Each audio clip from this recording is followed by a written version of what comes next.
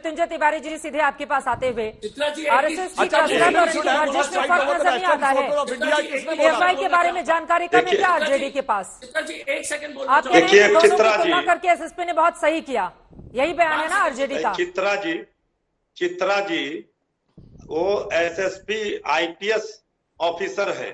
IPS परीक्षा पास सब लोग नहीं करते, बहुत कम को सौभाग्य होता है जो आईएएस और आईपीएस बनते।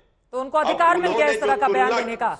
नहीं, उन्होंने जो तुलना किया, उन्होंने जो तुलना किया बिल्कुल सही किया। क्या आरएसएस के शारीरिक प्रशिक्षण केंद्र में गिरना और प्रोपगंडा नहीं खड़ा किया जाता है? मॉब लिंचिंग और जितने आतंकी घटना होते हैं, आखिर उसके मास्टरमाइंड का तार बीजेपी के नेताओं के साथ फोटो कैसे उनका आ जाता है? तो भारतीय जनता पार्टी को आतंक पर, आतंकवादियों पर कार्रवाई करनी नहीं है। अब ये एक सर के बदले 10 सर काट कर लाएंगे, वो तो दिख ही नहीं रहा है। पीएफआई एसडीपीआई क्या है? घटना देशभक्त संगठन है। नहीं, ये तो हम कह रहे हैं कि ये नहीं है, तो उस पर कार्रवाई क्यों नहीं होती है? बीजेपी बिहार में सरकार में है, सरकार में रहते हुए सरकार के नाक के नीचे 3 महीने से ये कैसे अपना गतिविधि चला रहे थे? इस पर कार्रवाई क्यों नहीं हुई? अब बीजेपी सरकार में रहते हुए अपने ही पुलिस पर, एसपी पर कार्रवाई करने की बात करती है और उसने एसपी को हड़का रही है। वो जांच कर रहे हैं, उन पर उन्होंने कहा है कि पूरी जांच की जा रही है, पूछताछ की जा रही है।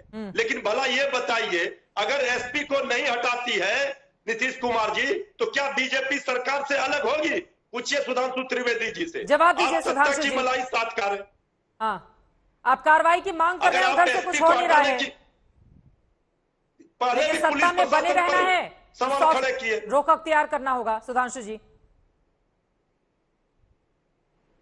देखिए, बड़ी मजेदार बात यह है कि एसएसपी ने तो अपने बचाव में यह कहा है कि वो आतंक के आरोप में पकड़े गए लोगों का बयान कोट कर रहा था, और यहां मृत्युंजय तिवारी जी कह रहे हैं कि जो रूप कहा गया वो सही है। यानी एसएसपी तो उस बात को सही मानने को तैयार नहीं हो रहा, और मृत्युंजय तिवारी जी जलवाई जलाल से लगे हुए हैं भाई, और आप कह रहे हैं कार्रवाई नहीं हो रही है। अरे भाई बात तो हाँ, एक बार सुधांशु जी की बात। अरे मैं कहता रहा हूं, जो बात आप बोल रहे होते हैं एसएसपी नहीं बोल रहा है। देखिए सब लोग करते हैं, सफाई दी है, वहां जो बातें लिखी गई थी उसी को हम कोट कर रहे हैं, तो कार्रवाई की मांग क्यों कर रहे हैं फिर आप लोग? कब से ही कर रहे हैं? नहीं, मैं इसी बात पे आ रहा हूं। एसएसपी नहीं, अब बात सुनिए, आप परेशान क्या हो रहे हैं भाई? आप लोग जब डिस्टर्ब करते हैं दर्शकों को समझ में आ जाता है कि अनकंफर्टेबल फैक्ट आया तो तुरंत बीच में आ गए। अब मैं बात बता रहा हूं, आपने आतंकवादी देखिए एसएसपी ने अपने बचाव में यह कहा है, अब ये राज्य सरकार का दायित्व है कि वो इस बात के ऊपर देखेगी, मगर मैं तो ये कह रहा हूं कि भाई एसएसपी ने जो कहा वो ये उससे ज्यादा आगे बोल रहे हैं। जो एसएसपी ने नहीं कहा वो ये कह के हमसे सवाल पूछ रहे हैं मृत्युंजय तिवारी जी, और आप जो कह रहे हैं कार्रवाई हमारे आने के बाद जो कार्रवाइयां हुई हैं उत्तर से दक्षिण तक। अब भाई अपने टर्न पे बोलिए भाई, मैं किसी का मैं डिस्टर्ब नहीं करता मान्यवर, अपना वाक्य मेरा पूरा होने दीजिए, उसके बाद आपको जो बात गलत लगे मेरी बात की धज्जियां उड़ा दीजिए। उनकी बात जाने दीजिए प्लीज। अगर हमने कार्रवाई नहीं की, सुन रहे हैं महाशय, आप इतना काहे प्रेशर में हैं? अरे भाई तो अब आप बीच में बोल रहे थे ना, मैं तो कभी नहीं बोलता बीच में, आपको पूरी बात करने देता हूं। अब मैं इस पे आ रहा हूं, जब आपका दौरे हुकूमत था, आप सरकार में हिस्सेदार रहते थे, तो अपराध तो छोड़िए, बोधगया में ब्लास्ट हुए थे कि नहीं? पटना की रैली में ब्लास्ट हुआ था कि नहीं? और उस समय मोदी जी उस रैली में थे। चलिए वो छोड़िए, अरे भाई आप जिस सरकार में साझीदार थे उसमें दिल्ली में ब्लास्ट, बंबई में ब्लास्ट, जयपुर में, गुवाहाटी में, हैदराबाद में, चेन्नई में, बेंगलुरु में, बनारस में, लखनऊ में, अरे कौन सा जगह थी जहां पर ब्लास्ट नहीं होते थे? चलती ट्रेन में ब्लास्ट, चलती बस में ब्लास्ट, किनारे रेलवे स्टेशन से लेकर पार्क तक लिखा रहता था कि इसको छुइएगा नहीं, बम विस्फोट हो जाएगा। आज वो सब कुछ शांत हो गया। क्यों शांत हो गया भाई? सिर्फ दक्षिण कश्मीर के 3 जिलों तक रह गया, आतंकवाद सिमट कर वो ऐसे ही रह गया। कार्रवाई कर रही है सरकार, इसलिए हमारी सरकार ने तो पीएफआई को पकड़ लिया। आपकी सरकार होती तो कार्रवाई हो जाती। ठीक है, चलिए थोड़ा आगे बढ़ते हुए, 4 नेता उसके समर्थन में खड़े हमारे साथ यास्मीन फारूकी जो कि नेशनल जनरल सेक्रेटरी है एसडीपीआई की, वो भी जुड़े हुए हैं। आ रही हूं मैं आपके पास मृत्युंजय तिवारी जी, आप अपनी बात को पूरी कीजिएगा। यास्मीन फारूकी जी, कहीं पर भी मामले सामने आते हैं पीएफआई एसडीपीआई का नाम सामने आ जाता है, बिहार हो तेलंगाना हो, हर जगह तार एक जैसे जुड़ते हैं। मेरा सवाल अगर आप तक पहुंच रहा हो, मेरा सीधा से सवाल है, 2047 के लिए कौन सा प्लान तैयार किया जा रहा है पीएफआई और एसडीपीआई की ओर से? क्या है मंसूबा आपके संगठन का? चित्रा जी, एक बात तो मैं आपको सही कर दूं, प्लीज एक रिक्वेस्ट है आपसे कि एसडीपीआई और पीएफआई को जोड़िए मत। पीएफआई एक अलग संस्था है, एसडीपीआई एक अलग चीज है।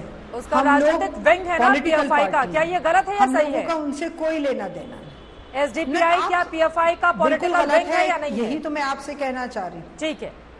ठीक है। अब मैं जल्दी से केरल हाईकोर्ट की एक टिप्पणी को कोट करते हुए आपके पास आऊंगी।